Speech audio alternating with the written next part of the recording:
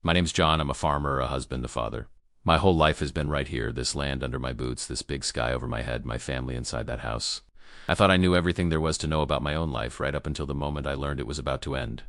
3 months ago, on a perfectly ordinary Tuesday, that all changed. The sky, the same one I'd looked at every day for 50 years, spoke to me, and it gave me a warning. I had exactly 40 minutes to live. It wasn't a voice you hear with your ears, not like thunder or the wind. It was a knowing, a certainty that settled into every part of my soul, quiet and absolute. There was no mistaking it. It was God, and the message was as clear as the sun in the sky. He said, "John, your time on earth is over. In 40 minutes, I am coming for you." Now, you'd think panic would hit me like a freight train. You'd think I'd start running, screaming, trying to bargain for more time. But that's the strangest part. As I stood there in my field with the sun warming my face, I didn't feel an ounce of fear. All I felt was a deep, profound peace, like coming home at the end of a long, hard journey. But what happened next was even stranger, because with that warning came an instruction, a task I had to complete. The voice said, "Call 911. Tell them to come for you. They need to find your body. And do not be afraid, for what you are about to experience is necessary." Necessary? Why would my death be necessary? And why would God himself tell me to call an ambulance he knew would arrive too late? I didn't have the answers. I just knew I had to obey. Before that Tuesday, my life was a set of tracks, laid down long before I was born. I'd wake up before the sun, the smell of damp earth and brewing coffee filling our little farmhouse. I'd pull on the same worn boots, walk the same fence lines, and watch the same seasons turn, year after year. It wasn't a bad life, it was just predictable. I knew what every day would hold before my feet even hit the floor. There were no surprises on the Miller farm. My wife, Sarah, and I, we were like two old trees growing side by side. Our roots were all tangled up together after 30 years, strong and deep, but we'd stopped reaching for each other. We moved around the house in a quiet, comfortable rhythm, the way dance partners do after the music has stopped. We'd talked about the weather, the bills, the broken tractor part, but we never talked about the big things, the important things. I'd look at her sometimes across the dinner table, her face lit by the warm kitchen light, and I'd feel a chasm between us, a silence filled with all the words we hadn't said for a decade. I loved her, of course, but I think we were both lonely together. And God was part of that routine too. We went to church every Sunday. I'd put on my one good shirt, sit in the same wooden pew, and listen to the sermon. I'd bow my head and say the words, but it was all muscle memory. My mind would be a million miles away, thinking about the price of soybeans or the storm clouds gathering in the west. I believed in God the way I believed in gravity. He was just a fact, a force that was there, but not one you ever had a conversation with. Sarah thought I was a man of quiet faith. She had no idea that inside there was just silence, an empty room. I remember one night, a few weeks before it all happened, I was standing out on the porch looking at the stars, a whole universe of them, spread out like diamond dust on black velvet. I had everything a man was supposed to want: a good wife, a profitable farm, a roof over my head, but my soul felt like it was starving. I felt a hollowness so deep it almost made me double over. I looked at everything I'd built this whole life, and the only thing I could think was, is this it? Is this all there is? I thought that was just what getting older felt like. A slow fading of the colors. I figured I'd live another 30 years just like that, one gray day after another, until my heart just stopped. I was so wrong. The emptiness I felt wasn't the end of the story. It was the calm before the storm, the terrifying, beautiful, world-shattering storm that was about to break right over my head. I was a good man. I paid my bills on time, I loved my family, I never deliberately hurt a soul. But I was living a life asleep, and I learned, in the most terrifying way you can imagine, that a life without purpose is a dangerous thing to carry with you into eternity. What do you think? Is it possible to be a good person on the outside but be completely lost on the inside? Let me know your thoughts in the comments. And if you want to hear what happened when that clock finally hit zero, make sure you subscribe and hit that bell, because you won't want to miss the stories I have to share. Looking back now, it's so clear. The signs were there, scattered like breadcrumbs leading to a cliff. But when you're walking a path you've walked 1,000 times, you stop looking at the ground beneath your feet. It started about a week before with the birds. I was out on the tractor turning the soil in the north field. A huge flock of starlings, thousands of them, were flying west. They moved like a single living thing, a dark, shimmering cloud against the blue sky. I stopped the engine just to watch. Then all at once, they stopped. They just hung there in the air for a second, a moment of impossible silence. And then they turned, every last one of them, and flew back the way they came, frantic, like they'd seen something terrifying that I couldn't. I just chalked it up to one of nature's weird little moments and got back to work. But then came the dreams. Every night for 3 nights I had the same one. I was standing in our living room, but it was empty. The furniture was gone, the pictures were off the walls. The only thing left was my old armchair sitting right in the middle of the bare floorboards. In the dream, I knew I had to sit in it. It was an appointment I had to keep. But every time I got close, a cold so deep it felt like it was coming from inside my bones would stop me dead in my tracks. I'd wake up shivering, the sheets damp with sweat, Sarah sleeping peacefully beside me, completely unaware. I almost told her. The morning of the third dream, I came into the kitchen while she was making coffee. She was standing by the window, humming a little tune, and the morning sun caught the silver in her hair. I felt a sudden, desperate urge to just hold her, to tell her I was scared and I didn't know why. I took a step toward her, my hand reaching out. But she turned, saw me, and just gave me that tired, familiar smile. "Coffee's almost ready," she said, and the moment was gone. My hand dropped to my side. How could I explain a feeling when I didn't have words for it myself? She would have just told me I was working too hard. But what happened the night before, that was the thing I couldn't explain away. I woke up in the middle of the night. Not from a dream, just woke up. The house was completely silent. I glanced over at the digital clock on the nightstand. It was blank. The power must have gone out. I got up and walked into the living room. The moonlight was pouring through the window, painting everything silver and gray, and I saw it. The big grandfather clock in the corner, the one my father built with his own hands, it had stopped. The heavy pendulum was perfectly still. I walked over and looked at the face. Quote, "The hands were frozen at 3:15. A cold spot bloomed on the back of my neck. That clock hadn't stopped in 40 years. The next morning, the power was back on. The digital clock was flashing 12 o'clock. I reset it. But when I walked into the living room, a knot formed in my stomach. The grandfather clock, it was ticking again. The pendulum was swinging, steady as a heartbeat. I checked the time against my watch. It was perfect. Sarah came downstairs and I asked her about it. She just shrugged. "Must have been a flicker in the power, honey. It probably just reset itself." But I knew that wasn't how it worked. It was a mechanical clock. It couldn't just restart on its own. That was the last sign. The last warning I ignored. It was a Tuesday morning, just a few hours later. I went out to the fields like I always did. The sun was warm, the air was clear. Everything looked exactly the same as it had every other day of my life. But it wasn't. Something was missing. It took me a minute to realize what it was.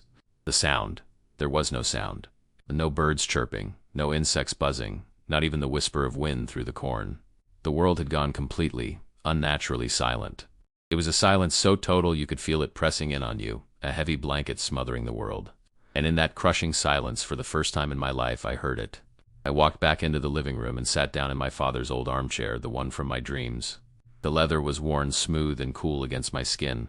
I faced the window, watching the dust motes dance in the afternoon sunbeams slanting across the floorboards. The grandfather clock in the corner ticked, each sound a heavy, final footstep. Tick, tock. 3 minutes left.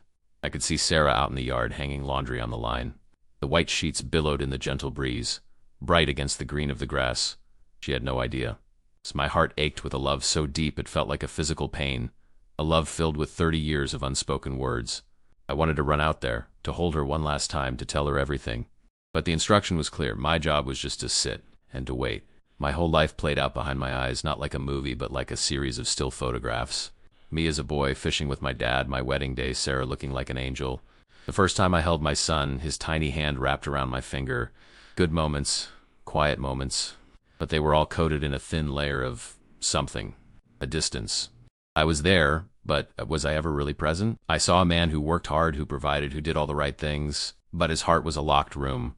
I'd spent my whole life looking at the sky, but I'd never really seen the stars. The clock began to chime. 1, 2, 3 o'clock, the final minute. I closed my eyes. I didn't think about God or heaven. I just thought about Sarah's smile. I focused on the warmth of the sun on my face, trying to burn the feeling into my memory for wherever I was going. I took a breath, a slow, deep one, filling my lungs with the familiar smell of old wood and dust. I held it for a second. It didn't feel like a last breath. It just felt like a breath. I let it out slowly, a long, quiet sigh. And then, it happened. There was no pain, no great flash of light. It was simpler than that. It was like a string being cut. One moment I was a part of my body, feeling the weight of it in the chair, hearing the blood in my ears. The next I wasn't. My heart gave one last tired push, like a door closing gently, and then it was still. The warmth from the sun on my skin vanished. The ticking of the clock faded into nothing. My body just stopped. It was a machine that had been switched off. A heavy, empty shell slumped in an old leather chair. I felt myself lift, a lightness I'd never known. For a split second, I was floating in the living room looking down at the man I used to be. I saw the slack jaw, the pale skin. He looked so small, so finished. The sunlight was still pouring through the window, the dust was still dancing in the air, but I couldn't feel it anymore. The world was behind a thick sheet of glass, a beautiful picture I could no longer touch. The picture itself began to fade, the colors bleeding into gray, the light dimming until it was all gone. And I was left in a profound and total darkness. A silence so complete it was a sound all its own. The peace I had felt was gone, replaced by a cold, terrifying thought. This wasn't an ending. It was a beginning, and I was falling. What do you think happens to a person's soul in those first few moments after death? Is it a peaceful journey, or is it something else entirely? Let me know your thoughts down below. If you want to know what was waiting for me in that darkness, make sure you subscribe and turn on notifications. The stories I have to tell are ones you need to hear. That feeling of falling didn't last long. It wasn't a physical drop like falling from a ladder, it was a falling away. Away from light, away from sound, away from warmth, away from everything I had ever known as real. The blackness wasn't just an absence of light, it was a solid thing. It pressed in on me, cold and heavy, and for the first time since the voice spoke to me in the field, a sliver of real animal terror pierced through the calm. This wasn't the peaceful end I had imagined. This was empty, and in that emptiness I felt the first true horror. It was the total, crushing absence of God. On earth, even in my loneliest moments on the porch, I knew he was there. Like the sky is there even when it's hidden by clouds. But here there was nothing. A hole in the universe where he was supposed to be. It was a spiritual suffocation, a starvation of the soul so profound that the memory of physical pain seemed like a comfort. I was utterly, completely, and eternally alone. But what happened next was even worse, because I learned I wasn't alone after all. A sound started, faint at first, like the static between radio stations. Then it grew. It was a chorus of voices, a million souls all crying out at once. But it wasn't just screaming. It was the sound of weeping, the dry, hopeless sobs of infinite regret. It was the sound of bitter arguments with people who weren't there. It was the sound of deals being offered to a silent void. The air, if you could call it that, was thick with the sound of sorrow. Then my eyes began to adjust to the darkness. And I saw them. Shapes. Humanoid shadows drifting in the blackness, each one trapped in its own little bubble of misery. And my blood ran cold. I recognized a face. It was Mr. Henderson, the man from town who ran the bank. He'd always had a big smile at church, always put a 20 in the collection plate. But here his face was twisted in a mask of pure greed. His shadowy hands grasping for coins that weren't there, over and over. His mouth open in a silent scream of frustration. He wasn't being punished. He was his punishment. I saw others I knew. A neighbor who was cruel to his wife behind closed doors, now forever trapped in the moment she finally left him, forced to feel the shock and loneliness of that empty house for eternity. I saw souls tormented not by fire and pitchforks, but by the fire of their own choices. The fire of knowing every chance they'd missed to love, to forgive, to be better. It was the pain of a life wasted, amplified into an eternal agony. They were screaming for just one more chance, one more day to get it right, but there was no one listening. And then that same voice, that same knowing from the field, echoed not in my ears, but in my soul. It was calm, it was absolute, and it was terrifying. Here mercy has no reach, it said. The choice was made in life. This is the place of consequence. It wasn't angry. It was just a fact, like gravity. The finality of those words was the most horrifying thing I had ever experienced. The smell hit me then. A stench of sulfur, yes, but something else. The smell of spiritual decay, of hope rotting away. And I saw the other things that moved in the darkness. They weren't demons in the way we imagine them. They were like living shadows, things made of pure despair and malice. They didn't torture the souls.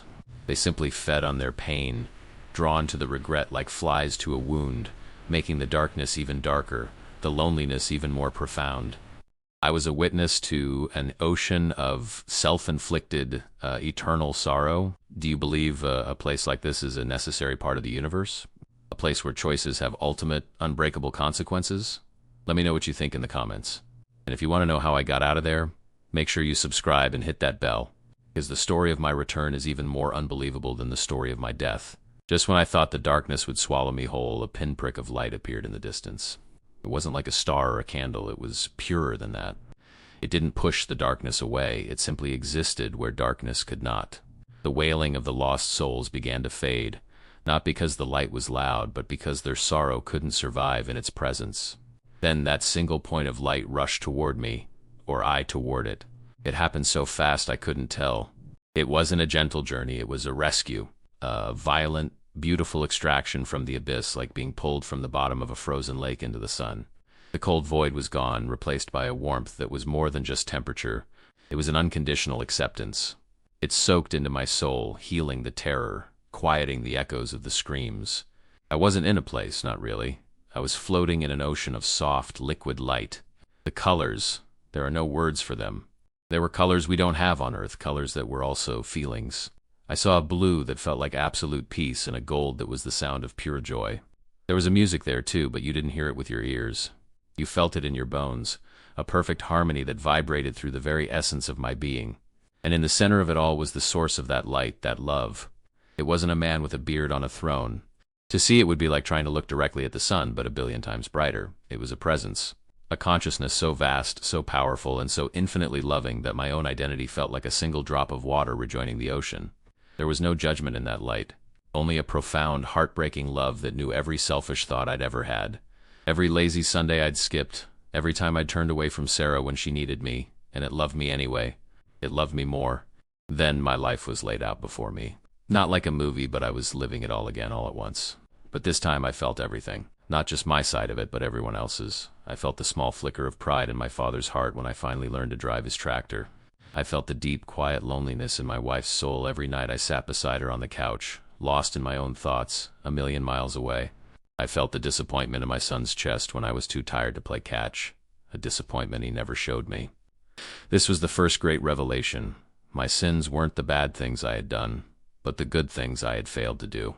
It was the love I had failed to give, the empty spaces. Communication wasn't in words. It was a direct flow of pure understanding. The presence showed me why I had been sent to that dark place first. It wasn't a punishment. It was a lesson. I had to see the absolute final consequence of a life without love, a life without connection to the source, so I could understand what I was being offered. You can't appreciate the light until you've been in the total dark. It was the ultimate contrast, the ultimate choice, shown to me in a way I could never ever forget. Then came the second revelation, the one that broke what was left of my heart. I was shown the universe from its perspective.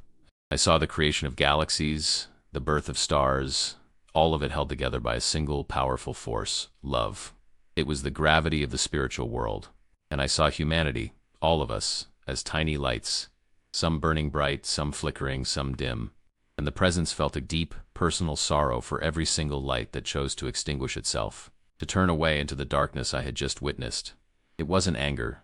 It was the grief of a parent watching a child make a terrible final mistake. I felt myself reaching a boundary, a shimmering curtain between this place and whatever came next. I knew with absolute certainty that if I crossed it, I could not come back. All I wanted was to stay in that light, to dissolve into that perfect love forever. But then, the final understanding flowed into me, gentle but firm. This is not your time, it communicated. Your emptiness on earth was a question. You asked, is this all there is? Now you have the answer. Go back. Tell them. It wasn't a suggestion. It was my new purpose. What do you think is the real purpose of a second chance? Is it for us to fix our own lives? Or is it to help warn others? Let me know your thoughts in the comments. And if you want to find out what happened when I was forced back into my body, and how I faced my family with this impossible truth, make sure you subscribe and hit that bell. The most difficult part of my journey was just beginning. Every fiber of my being, every piece of what was left of John Miller screamed to stay. It was a siren song of perfect peace. Why would anyone choose to leave heaven? To go back to broken tractors and unspoken words and the slow ache of getting old? All I had to do was let go. Just drift across that shimmering curtain and dissolve into that love for eternity. I wanted it more than I had ever wanted anything in my life. But the purpose I'd been given was now a part of me. It was a hook in my soul pulling me back. Go back. Tell them. It wasn't just a mission, it was my new reality. I understood then that my life on the farm hadn't been a life at all. It had been a long, comfortable sleep. This was my wake-up call. And you don't hit snooze on God. The choice wasn't really a choice at all. It was an acceptance. I turned away from that shimmering curtain, and it was the single most painful thing I have ever done. It felt like turning my back on the sun to walk into a cold cave. As I did, one final devastating truth was imprinted on my soul. This was the third revelation, the one that explained everything I had seen, The presence communicated it with a clarity that was both merciful and absolute. The gate to that dark place, it is not locked by me to keep them in. It is locked by them from the inside to keep me out. Hell wasn't a punishment. It was a choice. A final, eternal no to the love that was holding the universe together. The horror of that understanding hit me with the force of a physical blow. And with that final lesson, I was sent back. It wasn't a gentle descent. It was a fall. But this time I wasn't falling away from everything. I was falling into something. Into the tiny, confining cage of my own body. The ocean of light and color rushed away from me, shrinking to a pinpoint and then vanishing. The heavenly music was ripped away, replaced by a roaring in my ears like the sound of a storm. I was being forced through a funnel, squeezed from an infinite existence back into a finite one. The impact was brutal. One moment I was a weightless spirit, and the next I was slammed back into 5 senses. The first thing I felt was cold. The shocking, biting cold of the wooden floorboards against my skin. Then came the pain. A colossal, searing agony exploded in my chest as if a bolt of lightning had shot straight through me. It was the pain of a heart being violently forced to beat again. My lungs, empty for what felt like an eternity, suddenly remembered their job. They convulsed, desperate for air. I took a breath, but it wasn't a breath. It was a ragged, horrifying gasp, a sound that was half drown, half scream. The air burned like fire.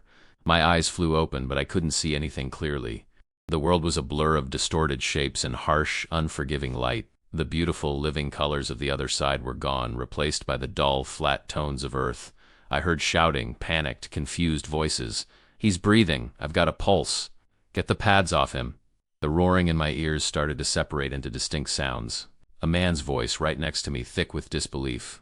"It's impossible. He's been down for an hour." I called it. I tried to move, to speak, to tell them what I'd seen, but my body was a lead weight. My tongue was a useless piece of meat in my mouth. All I could do was lie there, pinned to the floor by gravity, the memory of that perfect light already starting to feel like a dream, and the terrifying reality of the darkness feeling more real than the shocked faces staring down at me. I was back, and I was more alone than I had ever been. If you were given that choice to stay in a place of perfect peace or return to a world of pain to deliver a warning, what would you honestly do? Tell me your answer in the comments below. And if you need to know how a man comes back from the dead and tries to convince his family, his town, and the world that he's not crazy, then make sure you subscribe and ring that bell. The story of what happens next is the hardest one to tell. The first thing I remember is the light. Not the beautiful living light I had just left, but a harsh, sterile, fluorescent glare that stabbed at my eyes. It was a cruel welcome back. The second thing was the noise. A frantic beeping, a man shouting numbers, the squeak of rubber soles on a wooden floor. My floor. It was the sound of chaos trying to impose order on a miracle it couldn't understand. I was on my back, and the world was upside down, a circle of shocked faces staring down at me. One of them, a young man with wide, terrified eyes, was holding 2 paddles, still smoking slightly. He looked at me not like a patient, but like he'd just seen a ghost. But what happened next was even worse. The pain. My body, which had been a quiet, empty house just moments before, was now a city under siege. My chest felt like it had been split open with an axe. Every gasp for air was a fresh torment, my lungs burning as if I were breathing in ground glass. I was trapped, pinned inside this broken machine of flesh and bone, a prisoner in my own skin. The boundless freedom of my spirit was gone, replaced by the crushing weight of gravity. They rushed me to the hospital, sirens screaming. I remember lying on the gurney, looking up at the ceiling of the ambulance. Just a plain, white metal roof. But I stared at it, searching for a trace of the light, a memory of the colors. There was nothing. It was just a ceiling. In the hospital, it was a blur of white coats and clipboards. They poked and prodded me, hooking me up to machines that beeped and whirred, each sound an insult to the perfect music I'd heard. They spoke about me in hushed tones outside my door, using words like spontaneous cardiac restimulation and Lazarus phenomenon. They were trying to fit God into one of their textbooks, and he wouldn't fit. Then Sarah came in. Her face was pale, her eyes red and swollen. When she saw me with all the tubes and wires, she made a small sound, a little gasp of pain and relief all mixed together. She rushed to my side and grabbed my hand. Her touch was real. Her skin was warm, but it felt distant, like I was feeling it through a thick glove. She started crying, her head resting on our joined hands. "I thought I lost you, John," she sobbed. "I thought you were gone." I wanted to comfort her. I wanted to tell her that I had never been more found. But how could I? The words were locked inside me behind a truth so big it would have sounded like madness. The first few days were the hardest. The world felt wrong. The food they brought me tasted like cardboard. The water was just wet. It didn't quench the deeper thirst I now had. I'd watched the news on the little TV in my room, and the problems of the world, the politics, the money, the arguments, seemed like a children's game. I would look at the nurses, at my own wife, and I wouldn't just see people, I would see their lights. Flickering, dim, bright, steady. I could feel the spiritual hunger in the room, the same quiet desperation I used to have, and it was a roar in my ears. I was a man who had seen the whole ocean, now trying to explain it to people who had only ever known a single drop of rain. I tried to tell Sarah. One evening after the doctors had left, she was just sitting there watching the heart monitor, as if she didn't trust my heart to beat on its own. I looked at her, at this woman I had spent my life with, and I felt that chasm between us again, wider than ever. "Sarah," I said, my voice hoarse. When I was gone, I wasn't just asleep. She looked at me, her eyes full of a cautious pity. "The doctors said you might be confused, honey. They said a lack of oxygen can cause vivid hallucinations." It wasn't a dismissal, it was a plea. A plea for me to be the old John again, the predictable, quiet man she understood. But that man was dead. He died in an armchair staring out a window. I was someone else now. A stranger wearing her husband's face. Is it possible to come back from an experience that changes you so completely? Or does a journey like that mean you're forever a stranger in your own life? Let me know what you think. And if you want to hear about the moment I decided I had to tell the whole world what I saw, no matter the cost, make sure you subscribe and turn on all notifications. The real battle was just about to begin. They sent me home after a week. The doctors called it an unexplained recovery and handed me a stack of pamphlets on heart health, as if a low-sodium diet was the answer to what I'd been through. Walking back into my own house was like visiting a museum of a life I used to live. The old armchair in the corner wasn't just furniture anymore. It was a tombstone. The grandfather clock ticked, but I didn't hear time passing. I heard a countdown. Everything was different because I was different. Before I saw a field and thought about irrigation and crop yields. Now, I looked at the same field and saw a temporary stage, a brief stopping point on a much longer journey. The worries that used to keep me up at night, the price of soybeans, the forecast for a dry summer, they were all gone. They felt so small, so laughably insignificant. It was like worrying about the color of the lifeboats while the whole ship was sinking. But the biggest change was how I saw people. When I looked at Sarah now, I didn't just see the woman I'd loved for 30 years. I saw her soul. I saw this beautiful, fragile light inside her, and I was overcome with a desperate, urgent need to protect it. My old love for her had been a quiet, comfortable thing, like a well-worn sweater. This new love was a roaring fire. It was terrifying. One night she was talking about needing to repair the roof, her voice full of the normal, everyday stress we'd always shared. But I wasn't really listening to the words. I was just watching the light inside her flicker with worry, and my heart broke. I stood up, walked over, and just held her. I held her for a long time without saying anything. She tensed up at first, surprised. We hadn't done that in years. Then she just melted into me, and I felt a sob shake her whole body. She didn't know why she was crying, but I did. Her soul was as starved for connection as mine had been. That was the moment my new purpose was born. I realized the message. Go back. Tell them. Wasn't just about standing on a corner and shouting about hell. It was about this. It was about closing the distance between souls. It was about seeing the light in people and doing whatever it took to make it burn brighter. My life wasn't about the farm anymore. The farm was just the place where my new work would begin. My real job was to mend the fences that people build around their hearts. I knew what I had to do. I had to share the whole story. I knew people would call me a liar. I knew they'd call me crazy. I knew I might lose the respect of my neighbors, the friends I'd had my whole life. The old John Miller would have rather died than face that kind of shame. But the old John Miller was dead. The fear of what people might think of me was a tiny, flickering candle next to the raging inferno of what I had seen in the dark. The memory of that place, of that eternal regret, was a fire in my bones that would not let me stay silent. I had been given the answer to the one question that matters: what happens when we die? And keeping it to myself would be the only sin I could no longer live with. If you were given a truth that could save someone, but telling it meant you might lose everything you hold dear, would you have the courage to speak up? Let me know your honest answer in the comments. And if you want to hear about the first person I told my story to and how their reaction changed everything, make sure you subscribe and hit that notification bell. The journey was far from over, so I'm not a preacher, I'm not a prophet. I'm just a farmer who was given a look behind the curtain. And what I learned in those moments between life and death wasn't some complicated secret. It was the simplest truth in the universe, one we spend our whole lives trying to ignore. My life wasn't measured by the acres I farmed or the money I saved. It was measured by the empty spaces. The moments I failed to connect. The times I chose silence over a kind word. The love I kept locked away inside me. thinking it was mine to keep. The most terrifying thing I saw in that darkness wasn't demons or fire. It was regret. It was the eternal echo of the words I wish I had. And the most beautiful thing I felt in the light wasn't a reward for being good. It was a love that was there all along, just waiting for me to turn around and accept it. My journey to the other side taught me that this life isn't a test we pass or fail. It's a preparation. It's a chance to learn how to love, so that when we finally go home, we know the language they speak there. I'm telling you this not to scare you, but to wake you up the way I was woken up. That emptiness you sometimes feel, that quiet question in the middle of the night that asks, "Is this all there is?" That's not a sign that you're broken. It's a homing signal. It's your soul reminding you that you were made for more than just paying bills and growing old.